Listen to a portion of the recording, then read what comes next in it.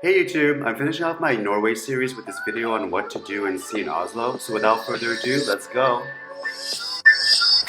I did not take this Frontier flight, instead one that's not much better, Iceland Air. I'm not a big fan for a few reasons, but Reykjavik is a popular stopover to go to the rest of Scandinavian Europe, so Iceland Air it is.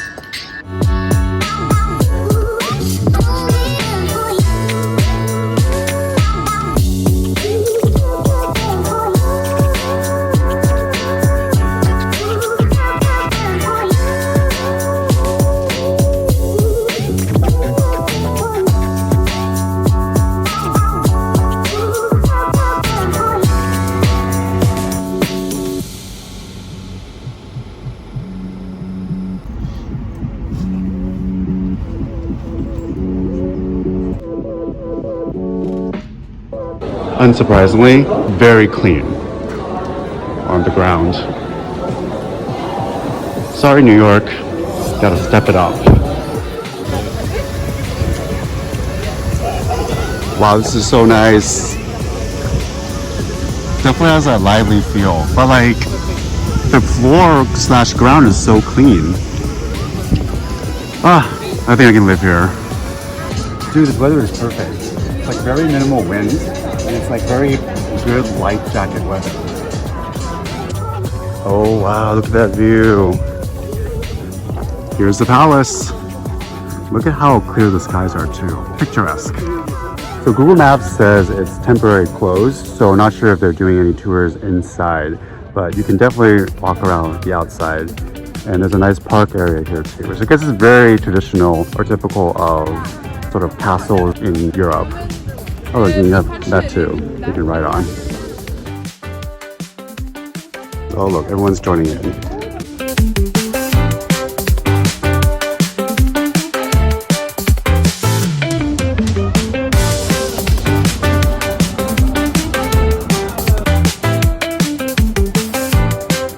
Found this highly rated seafood restaurant called Fiskeriet in the city center area, and I got here, didn't have a reservation, but the person was like, hey, if you don't mind sitting in this area, we can only order with a QR code, then go ahead and sit. So I did.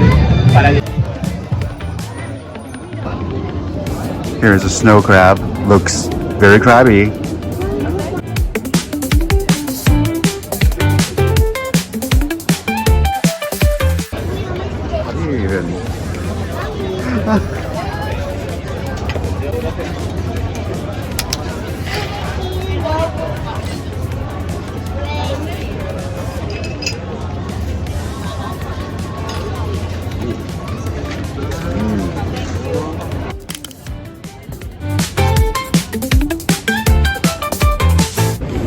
This is a little bit of work, but high reward. It's very flavorful, and you can tell it tastes fresh.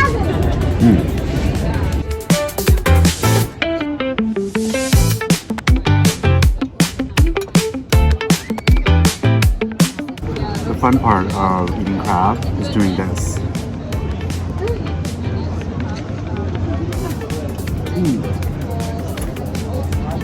Here's the damage. That was a great first meal in Oslo, 10 out of 10. Now I'm just gonna walk around, maybe I'll get some dessert, we'll see. It is getting a little bit chilly, just so you know, so definitely bring like a light jacket. You're gonna go out towards the later part of the day. Now time for something completely random. 7-Eleven in Norway, they got froyo, flavors of strawberry, vanilla, pink lemonade, and vegan chocolate. Just love these kind of streets in Europe.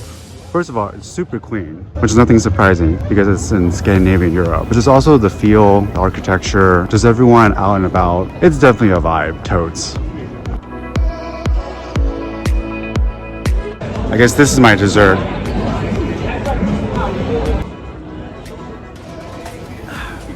That's it for the first night. Next morning. Good morning. Let's go check out the streets before people start showing up. I did do a video review of the hotel I stayed at, so check that out, link is below.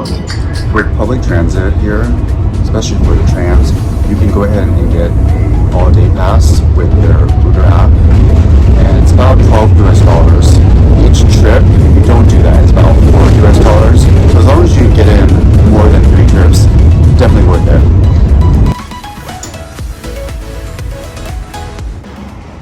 Here's the Opera House. Ooh, there's a little frog in my throat. Here's the Opera House. Let's go through this walkway. Also a nice waterfront view next to it. And this big ass bird. This bird is fed well. Hi. So nice coming here in the morning where no one is really here yet, because I can assure you that in the afternoon it's going to be packed. There's also a Ferris wheel here, and whatever this glass structure is in the middle of the water.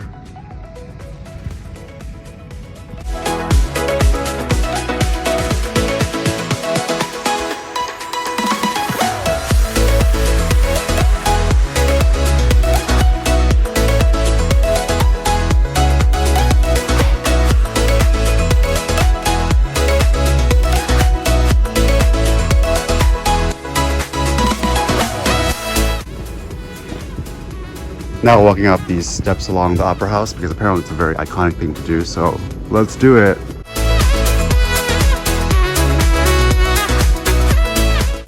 And then treated with this sort of view. I'll take it. So going to this random glass structure in the middle of the water, I don't know what it is. If any of you guys know, feel free to comment below. Obviously the Opera House is not quite open yet, but here's sort of a glimpse of inside. And I'm not sure I'll have time to actually go see a performance, but if any of you are opera fans, this is where it's at. So it looks like here you can experience Oslo's floating sauna. Didn't know about this experience, but it's right across from the Opera House and the Ferris wheel, known as Kolk. Here's the floating sauna.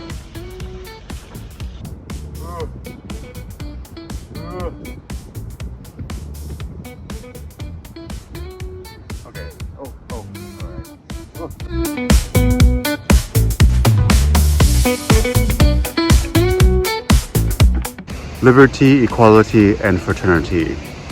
Here's something you don't see in the US every day. These are public toilets, and you do have to pay to use them. It's £5, and I think the door will open once payment has been completed.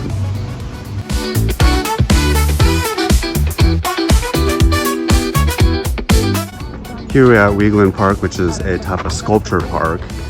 That up there looks really majestic, so let's go check it out.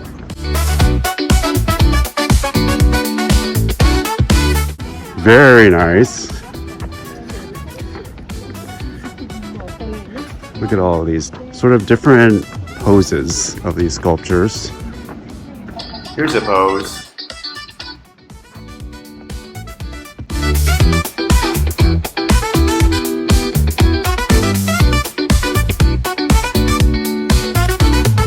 Such a cool sculpture park, and the fact that makes it even better is that it's free. This was the US, they would totally charge $15 just to get in. Here's a tour taking place with some explanation, and I just can't believe that there's actually more of the sculpture park up here.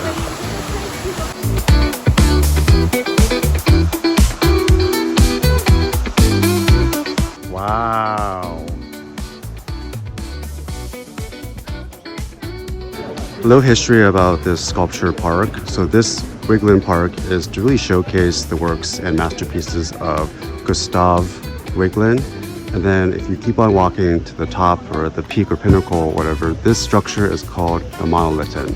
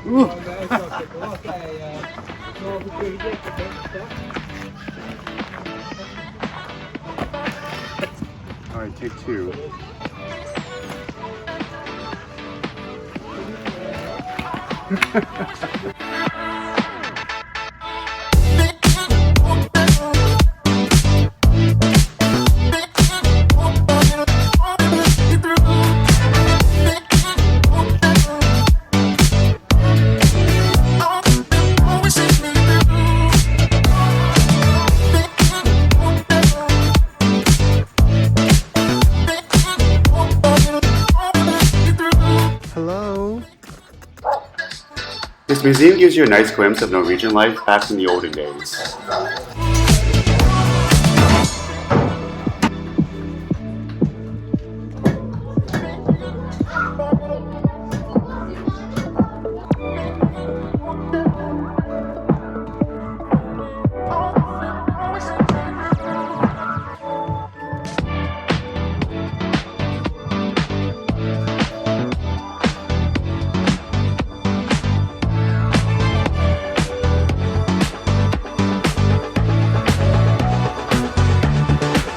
As of the filming of this video, the Viking Museum is actually closed. So hopefully when you see this video, it will be open again. But in case it's not, the Fram Museum is a good alternative. It's characterized by this large Polish ship here, but you also get to learn a lot about the history of the Vikings.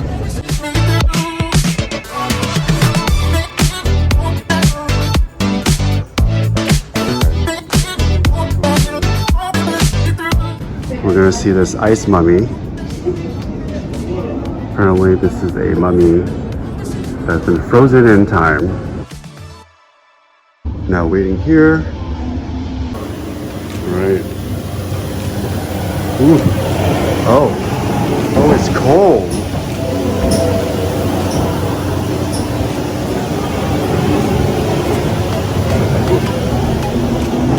Oh. Here it is. Is this it? I don't know if this is. Oh, here's another one.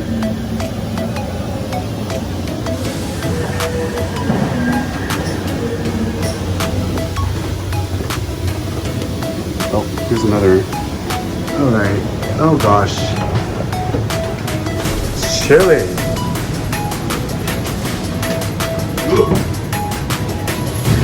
Oh look, I think we found the mummy.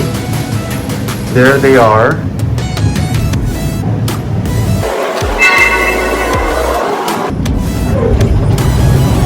Oh, that was it.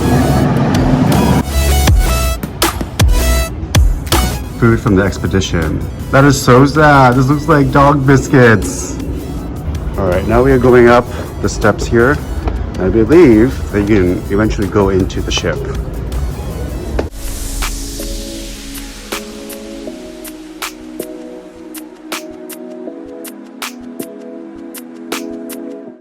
Let's go on to the ship.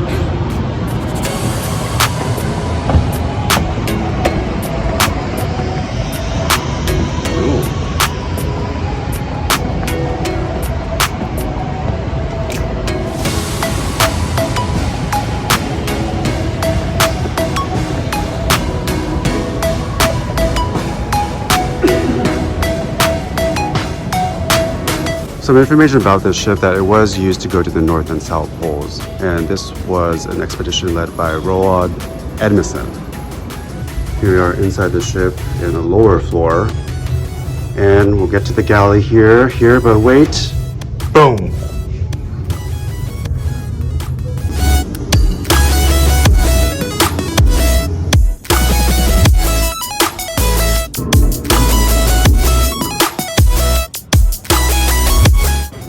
By the way, this is the city hall.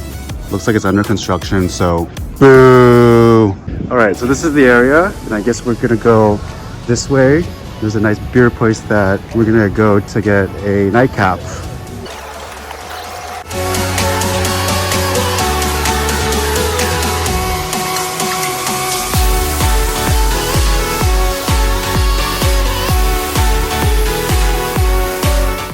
Here at the library.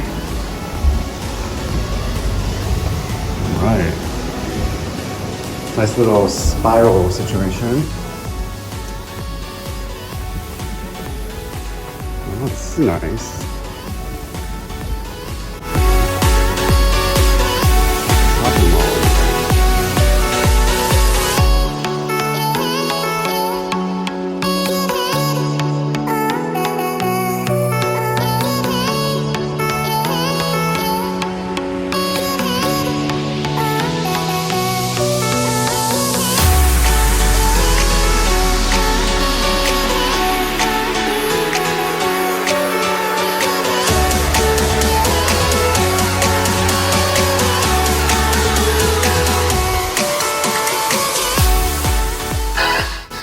Next is MUNCH, which is the museum that showcases art by the famous Edward Munch. The most popular one that you might recognize is the painting titled The Scream.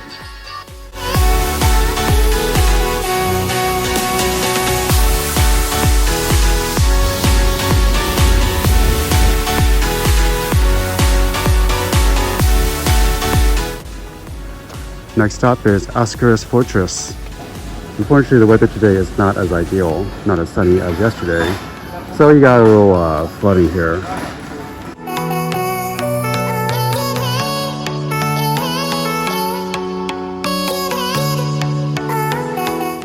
Back by the pier area from the cruise yesterday, and it is very wet.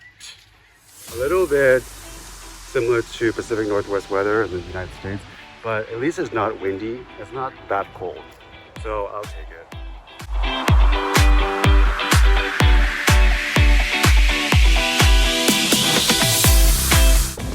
Alright, let's go on a ferry to one of the islands. Is it this one? I think it is.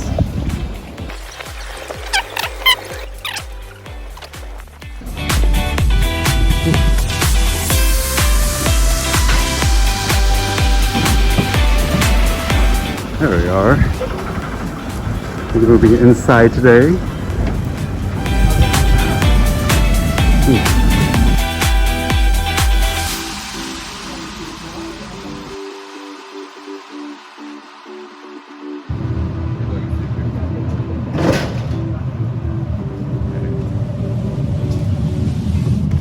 Oh, the houses are cute.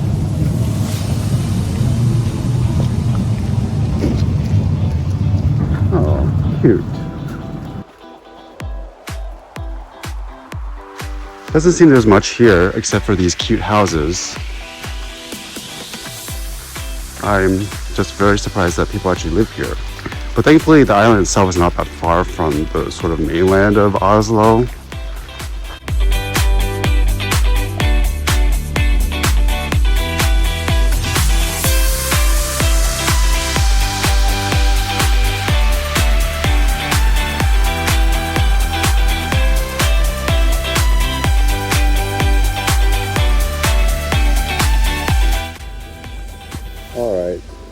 Made it back to the ferry port. Wasn't much to do, so I think I'm just gonna go back to the hotel and possibly shower. Here she is.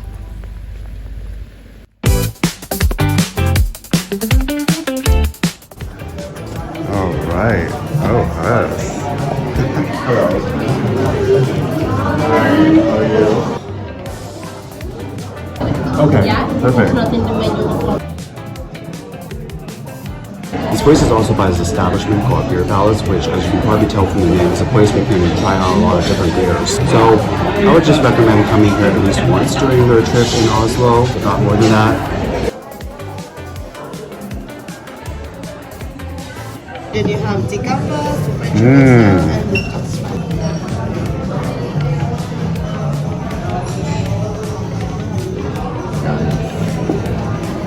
I'm excited for this, actually. One of the things I got is this toast with tomato and anchovy.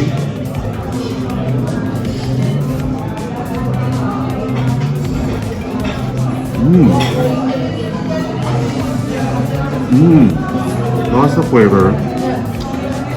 You know, I'm not a big fan of anchovies, but this one's not too bad. Not super salty. I guess it pairs well with the tomato flavor, so.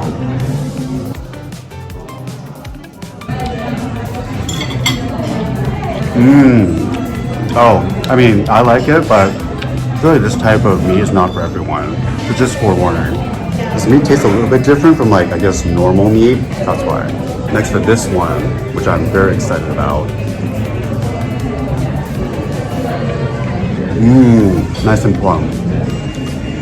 Flavor profile, I like it. This is good. Pro tip, after some of your dishes, when you're finished eating, there's sauce at the bottom, so order some bread so you can dip it like that.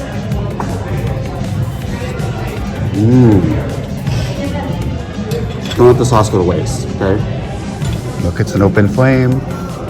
This wouldn't really fly in the United States, but in Europe, they don't give a shit.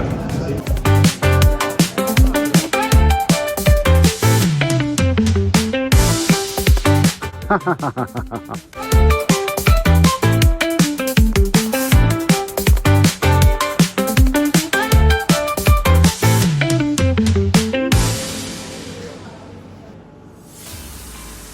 a really popular Norwegian dessert. So this is called softis, S-O-F-T-I-S. And I guess it's supposed to be like more custardy and like a version of soft serve. Someone in my Facebook friend group recommended to get this and to have like drizzle on top of a chocolate powder. But for this one, I guess this is something that was more specific to their shop, where it's like drizzle of like a macaroon with a whole macaroon on top. So I got that pistachio flavor with caramel sauce all over. Try it out. Okay. I get that custard vibe. Much richer than like regular American soft serve. And it kind of reminds me of Japanese Hokkaido milk soft serve in a way. Rich, decadent, very mindful, very demure. This would actually be really good in an affogato.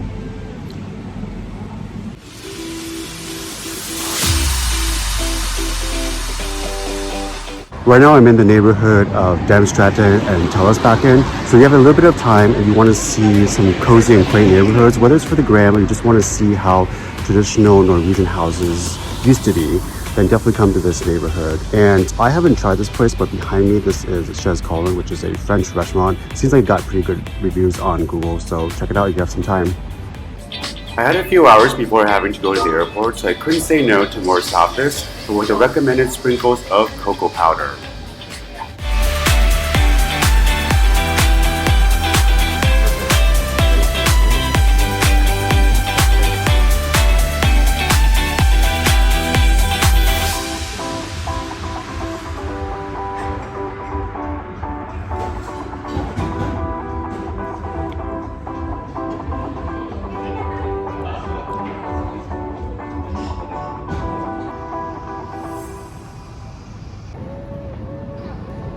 Heading to the airport, so that's all folks. Hope you enjoyed this video. Until the next one, this is Show, and I'm signing off.